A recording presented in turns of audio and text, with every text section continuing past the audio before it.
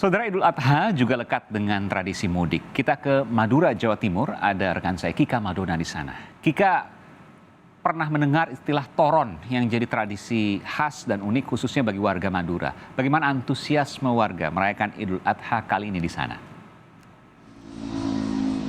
Ya, Aiman dan juga saudara, antusias tersebut sangat luar biasa besar sekali dan bahkan sudah mulai dirasakan terutama di kawasan Madura ini sejak hari Jumat atau pada hari Jumat malam, hari terakhir bekerja. Warga Madura yang berada di tanah perantauan ini kemudian langsung menuju ke Pulau Madura. Dan salah satu jalur utama yang juga kemudian dilalui ini adalah di jalur Suramadu, tempat kami melaporkan saat ini. Berbicara mengenai aktivitas toron, jadi toron ini adalah bahasa Madura, kalau dibahasakan ke bahasa Indonesia artinya adalah turun dan mengandung filosofi di dalamnya. Jadi kata-kata turun ini diartikan bagi warga Madura yang berada di tanah rantau kembali ke tanah kelahiran mereka, yaitu ke Madura. Ada filosofi lain yang juga kemudian atau menggambarkan aktivitas toron ini, Aiman dan juga saudara. Jadi toron juga diartikan sebagai menginjak tanah Madura. Jika sebelumnya masyarakat yang berasal dari Madura ini kemudian merantau ke sejumlah daerah di Indonesia ini menggunakan kapal dan kemudian menginjakkan kakinya turun dari kapal, maka pada tahun ini atau beberapa tahun terakhir ini masyarakat Madura yang berasal dari tanah rantau ini kemudian menginjakkan kakinya melalui jembatan Suramadu tempat kami melaporkan saat ini. Jadi jembatan Suramadu ini merupakan akses utama yang menghubungkan antara Pulau Madura dan juga Pulau Jawa.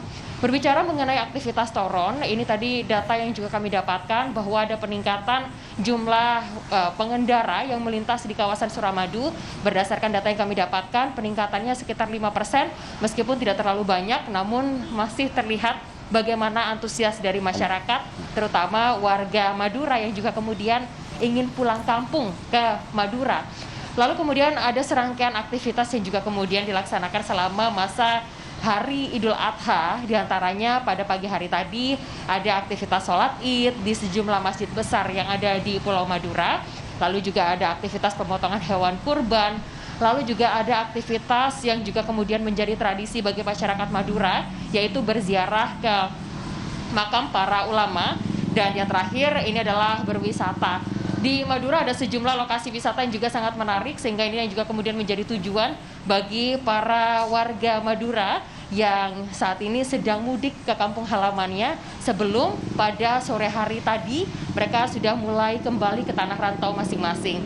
Tadi kami melihat bahwa untuk aktivitas dari warga yang juga sudah kemudian kembali atau meninggalkan Pulau Madura ini sudah terjadi sejak pukul 4 sore, di mana dari kendaraan yang juga kemudian melintas ini di kawasan Suramadu, terutama dari arah Madura menuju ke kota Surabaya, ini juga sudah mulai terjadi peningkatan dan masih didominasi yaitu roda 2, lalu kemudian roda 4. Dan untuk puncak dari aktivitas warga Madura yang akan meninggalkan Pulau Madura ini menuju ke tanah rantau, ini diperkirakan masih akan terjadi sampai nanti sekitar pukul 7:30 malam. Jadi warga Madura saat ini, Aiman dan juga saudara, sedang bersiap untuk meninggalkan tanah kelahiran mereka yaitu di Madura untuk kembali berjuang di sejumlah lokasi rantau mereka. Salah satunya yang paling banyak atau paling mendominasi ini adalah wilayah Surabaya, Jawa Timur. Demikian, Aiman.